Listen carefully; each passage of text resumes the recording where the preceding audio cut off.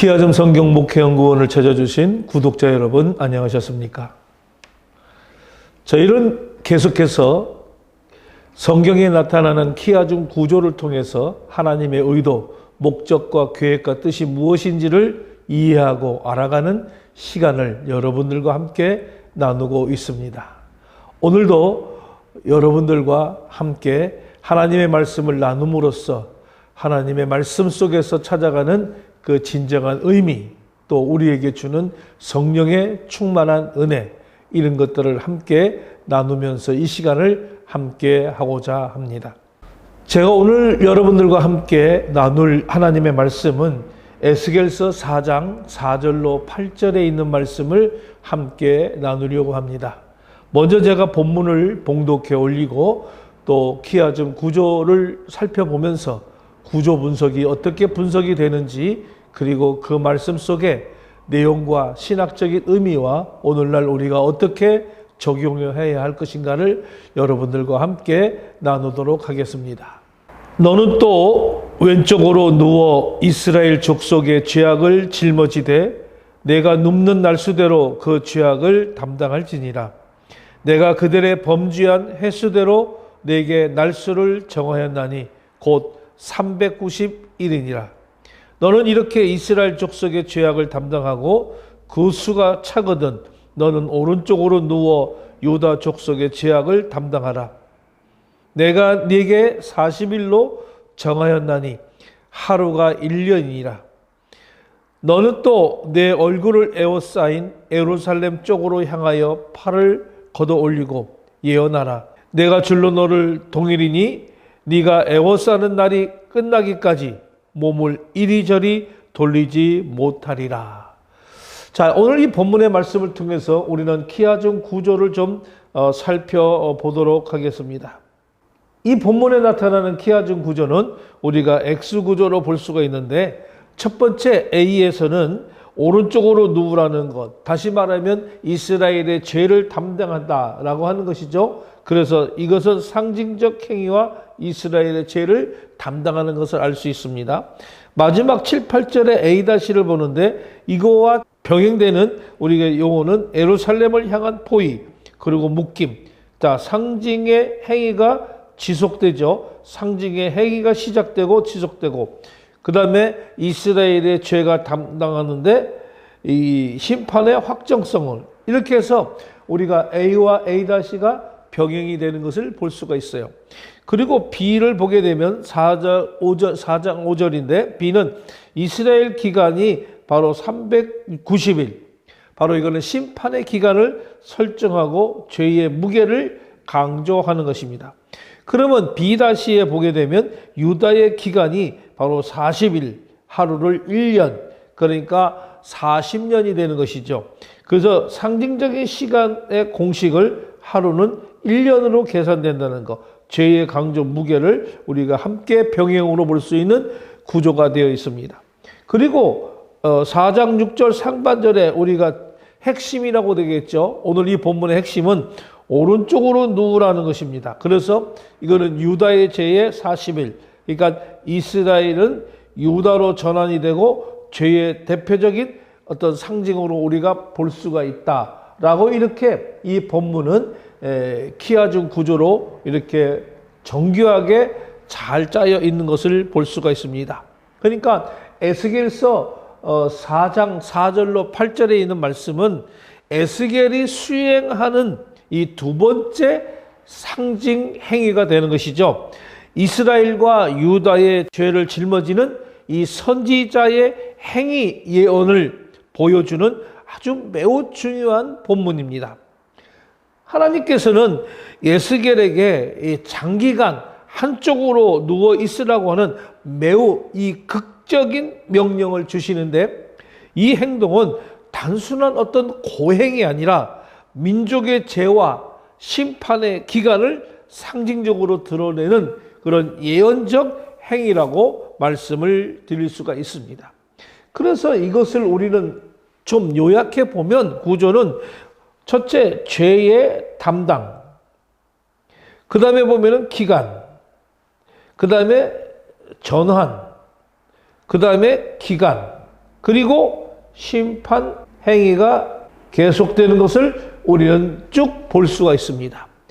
죄 담당 기간, 전환 기간, 그 다음에 심판의 행위 지속, 이렇게 본문이 기하중 구조로 요약 정리하면 이와 같은 형식으로 볼 수가 있습니다. 그러니까 좀 복잡한 내용이고 예언적 명령이지만 기하중 구조로 보면 오늘 이 본문이 우리들에게 주고자 하는 메시지가 무엇인지를 좀 정확하게 알 수가 있습니다. 그러면 이 본문의 기하중 구조를 통해서 구조 분석을 하게 되면 조금 더 여러분들의 이해가 쉽습니다. 자, 기하중 구조를 통해서 우리가 구조 분석을 보게 되면 구조 분석은 A와 A-는 죄의 담당과 포위 심판에 대한 것이죠. 그러니까 A는 선지자가 죄를 담당하게 되고, 그리고 A-는 예루살렘이 포위되고, 처음에는 죄의 짐을 상징적으로 보여주고 마지막에는 그의 죄의 결과는 심판을 보여주는 모습을 우리가 볼 수가 있겠습니다. 그리고 B와 B-를 보게 되면 시간에 대한 상징이죠. B는 390일, 그리고 B-는 40일. 이 두 숫자는 죄의 기간을 강조하면서도 상징적 시간 계산법을 우리들에게 보여주고 있는 것입니다. 자, 그리고 우리가 중심의 C는 유다와 이스라엘의 동일한 책임을 볼 수가 있는데, 키아즘의 중심은 유다의 죄를 담당하는 것을 볼 수가 있고, 그 다음에 이거는 매우 중요한 신학적인 의미를 가지고 있다라고 말씀을 드릴 수가 있습니다.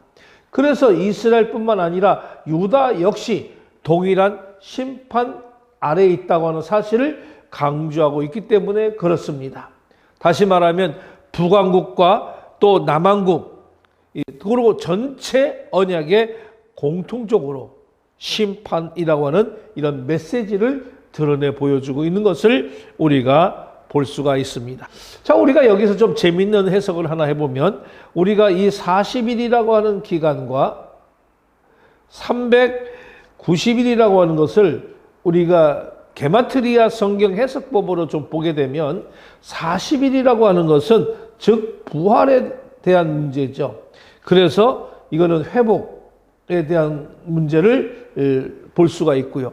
390이라고 하는 숫자는 바로 이 회복이라고 하는 40일이라고 하는 숫자와 그 다음에 350일, 자 40을 빼면은 350이 되고, 이 350은 바로 7 곱하기 50을 하게 되면 5, 7이 35, 350일로 우리가 볼 수가 있겠죠. 그래서 350일에 7의 곱이 되는 것이죠. 그래서 7이라고 하는 것은 완전한 숫자의 기간이다 라고 우리는 이렇게 볼 수도 있습니다. 물론 게마트리아로 이것을 해석을 하지 않았지만은 숫자를 볼 때 우리는 게마트리아 해석을 좀 보면서 참고로 여러분들에게 한번 소개해 드려 보았습니다. 이 에스겔서 4장 4절로 8절에서는 이 하나님께서 선지자 에스겔에게 아주 매우 독특한 극적인 명령을 내리시는 것을 볼 수가 있습니다. 하나님께서는 그에게 왼쪽으로 누워서 이스라엘의 족속의 죄악을 담당하라고 그렇게 말씀하시면서 그 기간을 바로 390일로 정하셨습니다. 이거는 단순한 어떤 신체적 자세의 문제가 아니라 이스라엘 백성이 오랜 세월 동안 쌓아온 그런 죄와 불순종의 무게를 상징적으로 보여주는 그런 행위라고 우리는 이해할 수가 있습니다. 선지자가 한쪽으로 누워있는 모습은 단순한 이것은 고행이 아니라 하나님의 메시지를 몸으로 표현하는 그런 예언적 행동이었습니다. 하나님께서는 말씀만이 아니라 바로 선지자의 삶 자체를 통해서 백성에게 경고를 전하고 계시는 것이죠. 에스겔이 짊어지는 이 상징적 행동은 바로 하나님께서 이스라엘의 죄를 얼마나 무겁게 여기고 계시는지를 드러내는 그런 장면이라고 말씀을 드릴 수가 있습니다. 이어서 하나님께서는 에스겔에게 오른쪽으로 누워 유다 족속의 죄악을 담당하라고 그렇게 명령을 하고 있는 것을 볼 수가 있습니다. 그래, 이 장면은 매우 중요한 의미를 지닙니다. 북왕국 이스라엘뿐만 아니라 남왕국 유다 역시 하나님 앞에서 동일한 책임을 지고 있다는 이런 사실을 우리들에게 보여주기 때문에 그렇습니다. 유다는 성전이 있는 도시였고 하나님의 언약 중심지라고 여겼지만은 그것이 죄에 대한 면죄부가 될 수는 없었다라는 것입니다. 하나님께서는 이 언약 백성 전체의 죄를 공의롭게 다루고 계시는 것이죠. 또한 하나님께서는 하루를 1년으로 정하셨습니다. 이 상징 행위의 의미를 분명하게 설명하시죠. 이는 선지자의 짧은 행동 속에서 오랜 역사적 의미가 담겨 있다고 하는 것을 보여주는 아주 표현이라고 우리는 이해할 수가 있습니다. 이스라엘과 유다의 죄는 하루나 1년의 문제가 아니라 오랜 세월 동안 누적된 그런 불순종의 역사였다는 사실을 이 상징을 통해서 보여주고 계시는 것입니다. 그리고 본문의 마지막에는 에스겔이 예루살렘을 향해 얼굴을 두고 포위 상황을 유지해야 하며 하나님께서 그를 줄로 묶고 움직이지 못하게 하실 것이라고 그렇게 말씀을 하십니다. 이것은 예루살렘이 장차 경험하게 될 그런 포위와 고립의 어떤 현실을 미리 보여주는 장면이라고 말씀을 드릴 수가 있죠. 선지자의 몸이 묶이는 모습은 곧 이스라엘이 바벨론 군대에 의해서 완전히 갇히게 될 그런 미래를 상징적으로 드러내는 그런 행동이라고 이해할 수가 있습니다. 오늘 본문은 하나님께서 죄를 얼마나 심각하고 그리고 엄중하게 여기시는지를 우리들에게 아주 깊이 생각하게 하는 것입니다. 이스라엘과 유다는 오랜 시간 동안 하나님의 말씀을 들었음에도 반복적으로 불순종의 길을 걸어갔습니다. 하나님께서는 여러 선지자를 통해서 경고하셨지만은 백성은 그 말씀을 무시하거나 가볍게 여겼습니다. 결국 그 결과는 심판이라고 하는 형태로 나타나게 되었던 것입니다. 그러나 동시에 이 본문은 하나님께서 죄를 다루시는 그 방식이 결코 성급하거나 또는 감정적인 것이 아니라는 사실을 보여주고 있습니다. 하나님께서는 오랜 시간 동안 기다리시며 그 후에야 심판을 선언하셨습니다. 따라서 우리는 이 말씀을 통해 하나님의 공의와 인내를 동시에 우리는 발견할 수가 있다라고 하는 것입니다. 오늘을 살아가는 우리들에게도 이 본문은 아주 중요한 교훈을 주고 있습니다. 우리는 때때로 하나님의 말씀을 가볍게 여기거나 또는 죄를 대수롭지 않게 생각할 때가 있습니다. 그러나 하나님께서는 우리의 삶을 깊이 바라보시고 계시면서 우리의 선택과 행동을 매우 진지하게 다루고 계신다고 하는 것입니다. 그러므로 우리는 하나님 앞에서 자신의 삶을 늘 돌보아야 하며 하나님의 말씀에 우리는 겸손하게 순종하는 그런 태도를 가져야 한다고 하는 것입니다. 오늘 본문의 내용의 결론은 바로 에스겔 4장 4절로 8절의 말씀은 선지자의 몸을 통해서 하나님의 메시지가 얼마나 강력하게 전달될 수 있는지를 보여주는 말씀이라고 할 수가 있습니다. 하나님께서 때로 말씀으로 때로는 행동으로 우리에게 말씀을 하십니다. 중요한 것은 우리가 그 말씀을 어떻게 듣고 반응하느냐라고 하는 것입니다. 우리가 하나님의 말씀을 마음에 새기고 삶 속에서 순종할 때에 하나님께서는 우리의 삶을 바른 길로 인도해 주실 것입니다. 그러므로 저는 오늘 이 말씀을 통해서 신학적 메시지와 오늘날 우리의 어떻게 적용을 해야 될 것인가를 잠시 말씀을 드리고자 합니다. 에스겔서 4장 4절로 8절의 신학적인 메시지는 선지자 에스겔이 오랜 기간 동안 한쪽으로 누워있는 그런 징조 행위를 통해서 이스라엘과 유다의 죄악과 그에 따른 심판의 기간을 상징적으로 드러내는 그런 본문으로 우리가 이해할 수가 있습니다. 여기에는 징조행위 신학, 그리고 대속적 고통 신학, 그리고 심판의 시간성, 그리고 하나님의 주권적인 결정이 아주 집약된 매우 중요한 신학적인 단락이라고 말씀을 드릴 수가 있습니다. 하나님께서 오늘 선지자에게 상징적인 행동을 명령함으로써 이스라엘과 유다의 죄악과 그에 대한 하나님의 심판을 보여주는 장면이라고 할 수가 있죠. 하나님께서는 오늘 선지자에게 왼쪽으로 390일 누워서 이스라엘의 죄를 담당하게 하시고, 또 오른쪽으로 40일 누워 유다의 죄를 담당하게 하심으로써 하나님의 심판이 단순한 경고가 아니라 오랜 시간 축적된 죄악에 대한 역사적 결과라고 하는 것을 보여주고 있습니다. 여기 첫 번째 신학적인 문제는 징조행위 신학의 심화된 형태를 우리들에게 보여주는 것이죠. 에스겔은 단순히 어떤 상징적 행동을 수행하는 것이 아니라 장기간에 걸쳐서 고통을 감내하는 그런 행위를 통해서 하나님의 메시지를 드러내십니다. 이는 하나님의 계시는 단순한 전달이 아니라 선지자의 몸과 시간을 통해서 구체적으로 구현되는 그런 사건이라고 하는 것을 의미하는 것이죠. 바로 징조행위는 여기서 시간성과 지속성을 갖는 계시 형태를 확장하게 되는 것입니다. 두 번째는 대속적 대표성 신학을 보여주고 있습니다. 에스겔이 이스라엘과 유다의 죄악을 담당한다고 하는 이 표현은 바로 선지자가 공동체의 죄를 짊어지는 그런 상징적 역할을 수행한다는 것을 의미하는 것입니다.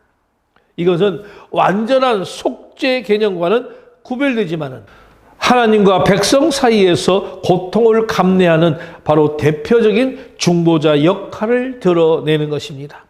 이러한 구조는 바로 이후 성경 전체에서 발전되는 그런 대속 개념의 예표적 성격을 지니고 있다라고 말씀을 드릴 수가 있습니다. 세 번째는 심판의 시간성을 강조하고 있습니다.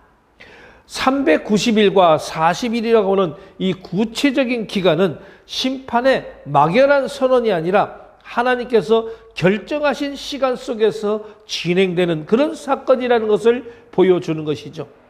이것은 하나님의 심판이 어떤 우연이나 즉흥적인 반응이 아니라 철저히 계획되고 결정된 역사적 결정이라고 하는 그런 의미를 보여주고 있는 것입니다. 네 번째, 하나님의 주권적 결정 신학을 드러내고 있다는 것입니다. 선지자가 묶여 움직일 수 없게 되는 이 장면은 바로 심판의 과정이 인간의 의지나 개입에 의해 변경될 수 없다고 하는 것을 상징합니다. 이는 하나님의 결정이 이미 내려졌고 그 결정은 반드시 성취된다는 점을 강조하는 것입니다. 인간은 그 과정에서 제한된 그런 존재일 뿐이며 하나님의 계획은 절대적으로 이루어진다고 하는 것이죠. 다섯 번째는 죄의 무게와 지속성을 시각적으로 드러내고 있습니다. 장기간 누워있는 이 행위는 죄가 단순히 어떤 일시적 문제가 아니라 오랜 기간 누적된 결과임을 상징하고 있는 것입니다.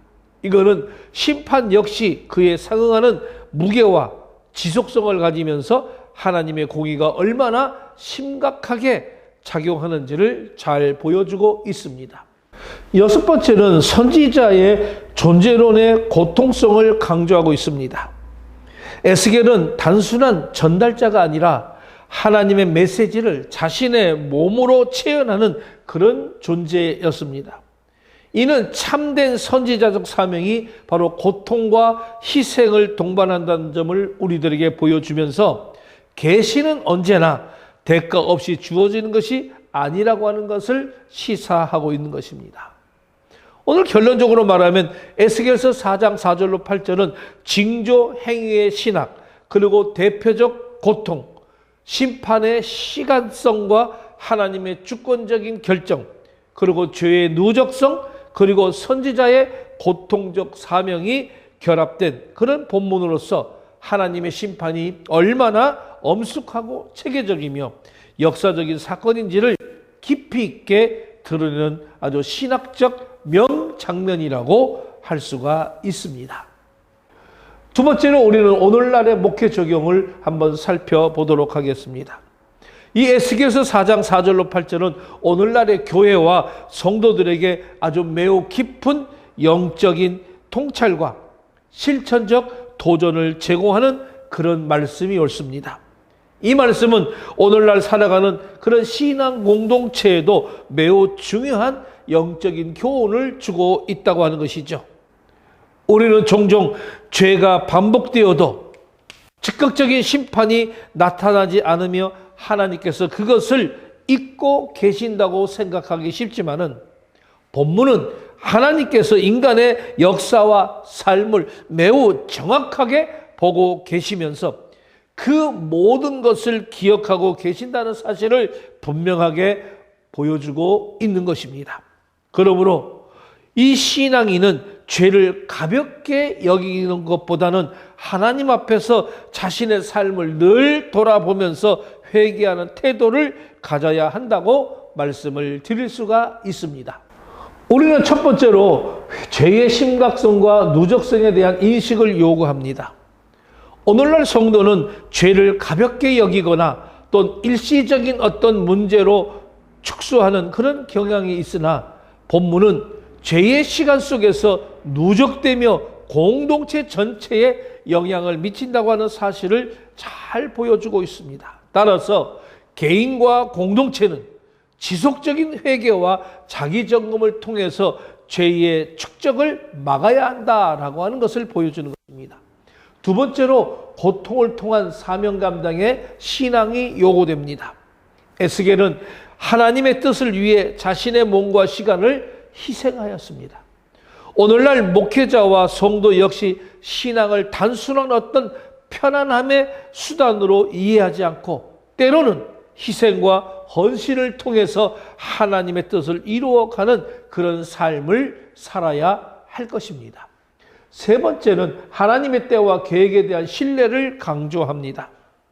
하나님의 일은 인간의 기대와 속도에 따라서 이루어지지 않으며 하나님의 정하신 때에 정확하게 이루어지는 겁니다. 따라서 성도는 조급함이나 불안한 대신에 하나님의 때를 신뢰하며 인내하는 그런 신앙을 가져야 한다라고 하는 것입니다. 네 번째로는 영적 지도자의 중보적인 책임이 강조되고 있습니다. 에스겔이 공동체의 죄를 짊어지는 이 상징적인 역할을 수행한 것처럼 오늘날 목회자와 지도자도 공동체를 위해서 기도하고 때로는 고통을 함께 감내하면서 하나님 앞에서 중보하는 삶을 살아야 하는 것입니다. 이는 단순한 행정적 리더십이 아니라 영적 대표자로서의 사명이라고 하는 것을 우리는 잘 인지하시기를 바랍니다. 다섯 번째는 하나님의 실제성 앞에서 겸손히 서는 그런 태도를 요구합니다. 인간은 자신의 계획과 판단을 절대화하려고 하는 그런 경향이 있습니다. 그러나 하나님의 결정은 언제나 옳고 반드시 이루어진다라고 하는 것입니다. 따라서 성도는 자신의 뜻을 내려놓고 하나님의 뜻에 순종하는 그런 삶을 살아야 한다고 하는 것입니다. 여섯 번째는 신앙의 실제성을 회복해야 하는 것입니다. 에스겔의 행위는 단순한 어떤 상징이 아니라 실제 삶 속에서 이루어지는 그런 사건이었습니다. 오늘날 신앙인도 단순한 어떤 이론이나 지식이 아니라 그 삶 속에서 구현되는 실제적인 신앙이어야 한다라고 하는 것입니다. 결론적으로 말씀드리면 오늘 이 본문의 말씀은 오늘날 이 교회와 성도들에게 그 죄에 대한 심각한 인식, 그리고 고통을 통한 사명, 하나님의 시간에 대한 신뢰, 지도자의 중보 책임, 하나님의 결정에 대한 순종, 그리고 실제적인 신앙의 회복을 요구하는 그런 말씀이라고 할 수가 있으며, 이를 통해서 신앙이 깊이 있고 무게 있는 그런 삶으로 나타나도록 도전하는 그런 본문이라고 말씀을 드릴 수가 있습니다.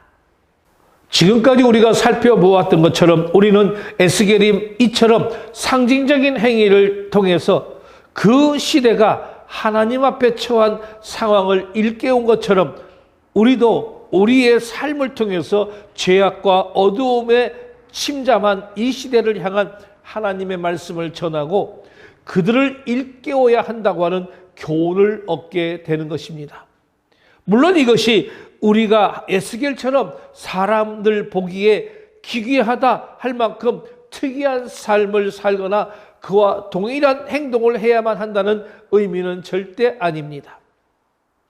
에스겔처럼 특별한 경우 그러한 일들을 감당할 수도 있겠지만은 오늘 본문이 제시하는 보다 본질적인 교훈은 우리 모든 성도가 이 시대를 일깨우고 하나님의 말씀을 전하기 위한 그런 삶을 살아야 한다는 것을 의미하는 것입니다.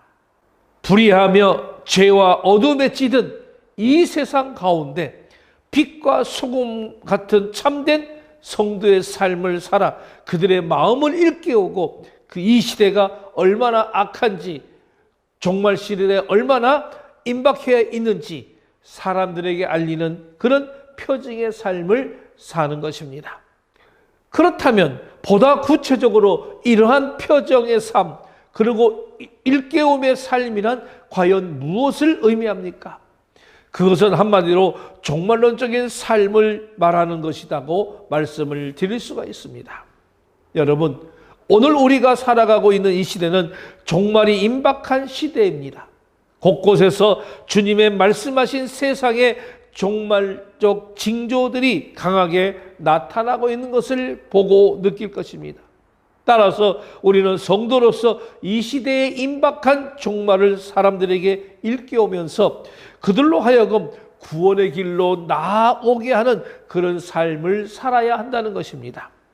이것이 오늘날 우리에게 주어진 지상 최대의 사명이며 과제가 아닐까요?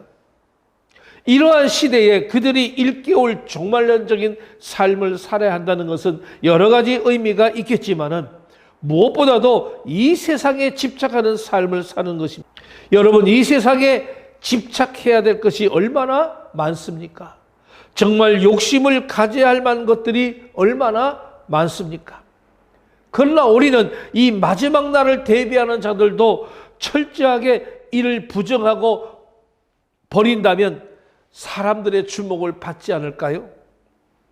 단순히 그들에게 보이려고 하는 의도뿐만이 아니라 그렇게 사는 것이 마지막 때를 살아가는 성도들의 바른 삶일진데 그것이 그들에게 보여지고 전달된다면 에스겔 당시 이스라엘 백성에게 주었던 신선한 충격 그 이상의 충격과 도전을 주기에 충분할 것입니다. 이에 대한 성경도 우리들에게 고린도전서에서 우리들에게 말씀하고 있습니다. 형제들아 내가 이 말을 말하노니 그때가 단축하여진 고로 이후부터 안에 있는 자들은 없는 자같이 하며 우는 자들은 울지 않는 자같이 하며 기쁜 자들은 기쁘지 않은 자같이 하며 매매하는 자들은 없는 자같이 하며 세상의 물건을 쓰는 자들은 다 쓰지 못하는 자같이 하라. 이 세상의 외형은 지나감이니라. 여러분, 우리의 삶이 이 시대를 향해 신선한 충격과 일깨움을 주는 삶이 되기를 소망합니다. 무엇보다도 죄로 어두워진 이 세상, 불의와 거짓이 난무하며 욕심과 집착의 애착으로 죄악의 악순환을 계속하고 있는 이 종말의 시대에 하나님의 빛이 되심을 전하며 그분의 심판과 종말이 가까이 오고 있음을 전하면서 그렇게 빨리 이 모든 죄의 자리에 떠나 하나님의 구원을 얻을 것을 전하는 종말론적인 삶을 살아가는 우리 모두가 되시기를 소망합니다. 100마디 말보다 세상의 것들에 대한 집착을 버리고 내려놓고 하늘의 것을 추구하는 우리 모두의 삶 자체가 바로 그들의 심금과 영혼을 울리는 강력한 하나님의 메시지가 될 것입니다. 지금까지 키아즘 성경 목회연구원과 페트라 신학 아카데미에서 키아즘 성경 해석에 관한 내용을 여러분들과 함께 했습니다. 지금까지 저는 김독주 목사였습니다.